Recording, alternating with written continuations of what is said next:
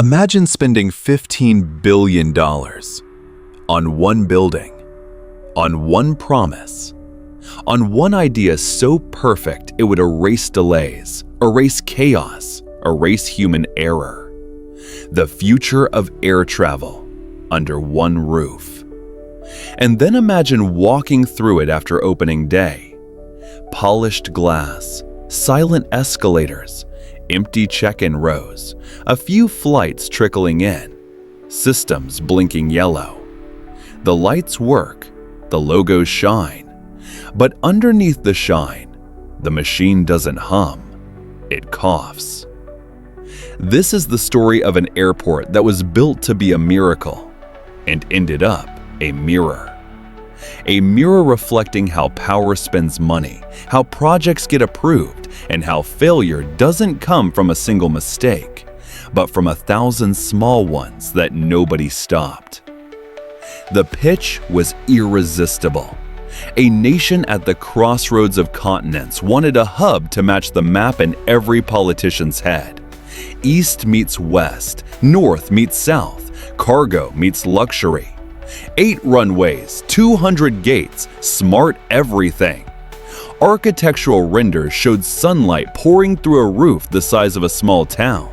Green walls, robot cleaners, art that made newspapers write words like visionary and iconic.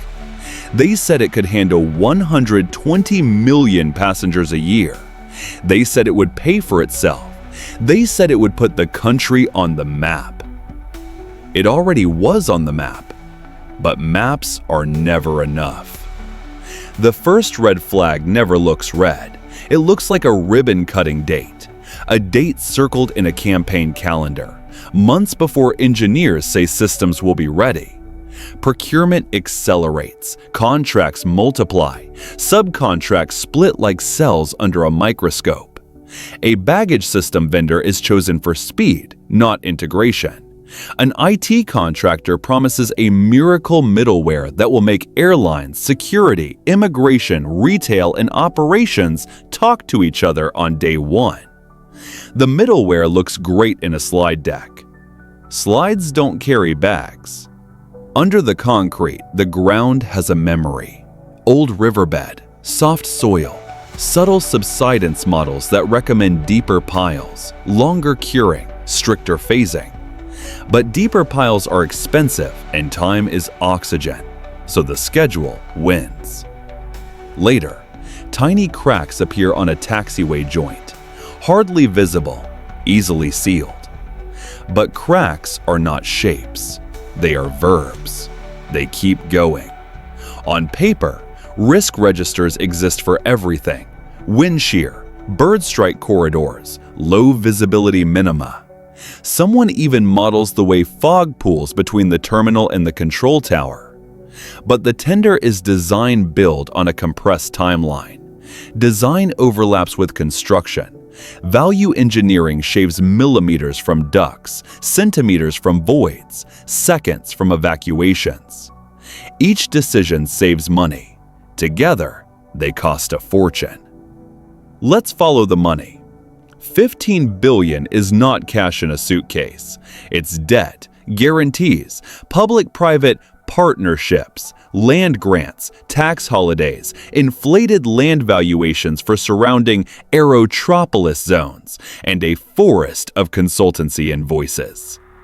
In megaprojects, optimism is a line item. So is the contingency that mysteriously shrinks every quarter. A change order here, a design clarification there. By year 3, the original budget and the live spreadsheet no longer speak the same language. Inside the terminal, everything is beautiful and misaligned. The check-in hall is cathedral high, but the acoustics swallow announcements. Wayfinding signs meet code, but passengers stop because the sight lines from security to gates are broken by sculptural columns. Retail is premium, but flows don't pass premium. An airline installs common-use kiosks, then discovers the baggage handling system's barcode routing requires a firmware version that isn't certified yet. Certification takes months.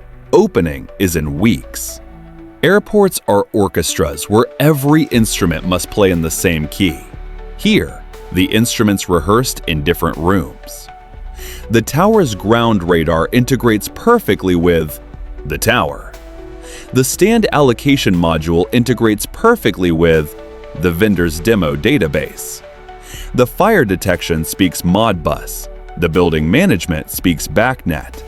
The access control speaks an older dialect of everything. Each system works. Together, they don't work. You can call this a technical issue. It's not. It's a governance issue wearing a cable. Then there are the people.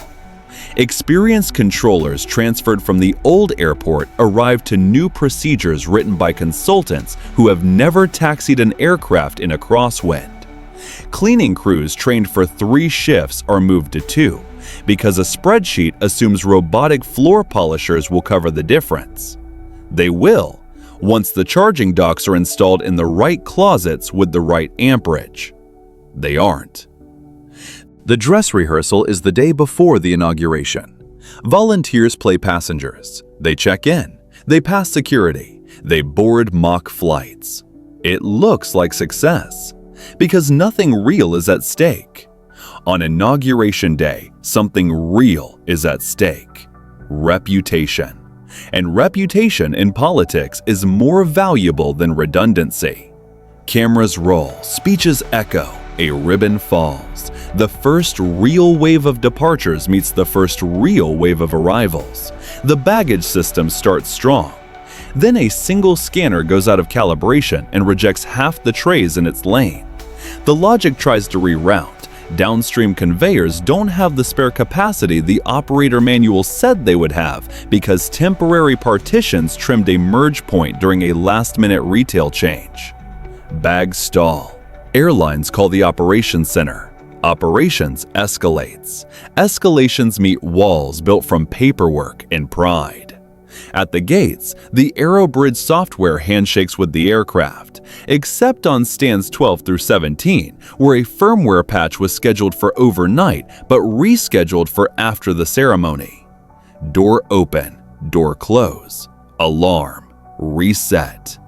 The clock keeps moving, slots expire, departures slip, arrivals hold, fuel burns. The narrative writes itself online faster than any press secretary can speak. 15 billion, can't open doors. Outside, the runways are long, the lighting is perfect, the concrete flawless. Inside, a small server room feels warm. An HVAC valve is stuck. A technician knows exactly which one. He flagged it 2 weeks ago. He's off today. His shift budget was cut. Someone else finds it, eventually. By then, the paging system is glitching because audio racks don't like heat. By then, the crowd control algorithm that depends on microphone inputs thinks the hall is quiet, so escalators downshift to energy saver mode. They shouldn't. When cracks appear in megaprojects, institutions grab paint.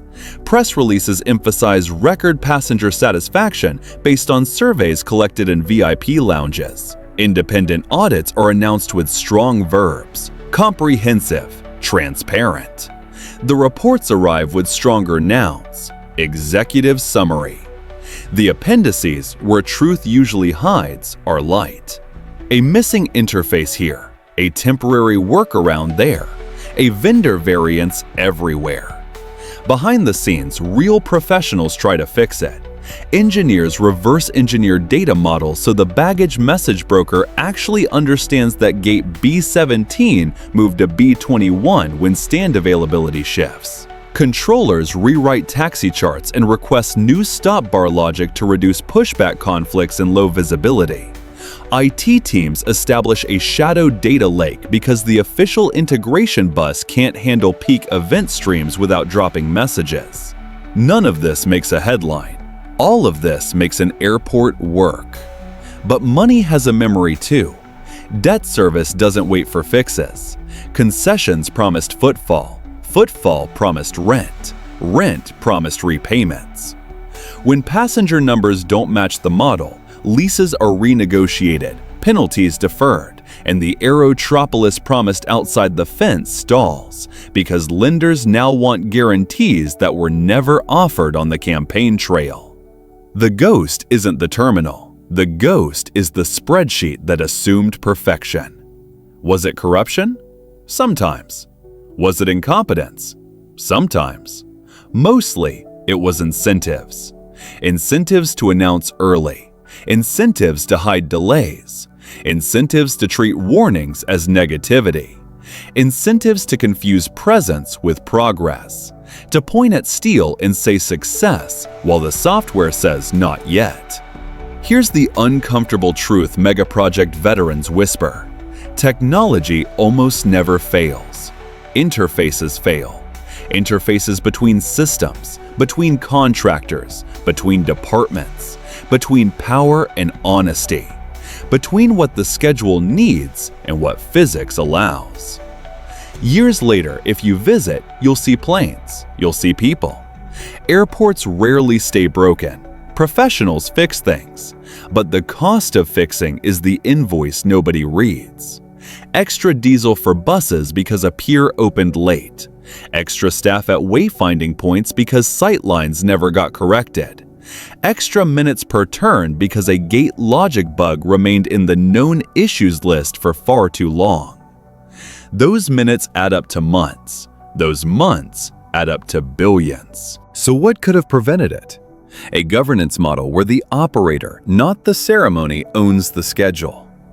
Open standards for every system from day one, with a single integration lab where airlines test against the real bus, not a vendor demo. A freeze on major architectural changes 12 months before opening. A dress rehearsal with real aircraft, real crews, real bags, real immigration officers, and real consequences for failure 6 months before opening, not 24 hours. And a radical idea. Tell the truth in public, early. Delay the ribbon, cut the risk. This is not the story of a single country or a single set of initials painted on a tail. Berlin had its wiring. Denver had its baggage. Heathrow had Terminal 5's day one. Istanbul, Doha, Beijing, Mexico City. Every continent keeps a notebook of lessons written in concrete dust and midnight emails. Our airport belongs in that notebook. The lesson repeats until someone reads it. Complexity punishes pride. So, $15 billion. Was it wasted? Not entirely. Runways can be repaved, systems can be rewritten, people can be retrained. But reputations don't have maintenance manuals. Trust takes longer than concrete to cure. And when you build for headlines, you pour a foundation of sand. If perfection was the goal, why did everything collapse? Because perfection was the sales pitch. Reality is the operating manual, and nobody framed the manual for the cameras. This has been Global Deep Dive. If you learned something today, stay with us, because next, we're pulling on a different thread. How a $15 billion failure in the sky mirrors a $3 billion failure on the ground. A state-of-the-art airport rail link designed to save time that ended up wasting years. Different project, same incentives, and maybe the same people. Until then, travel light, ask hard questions, and never confuse the ribbon with the runway.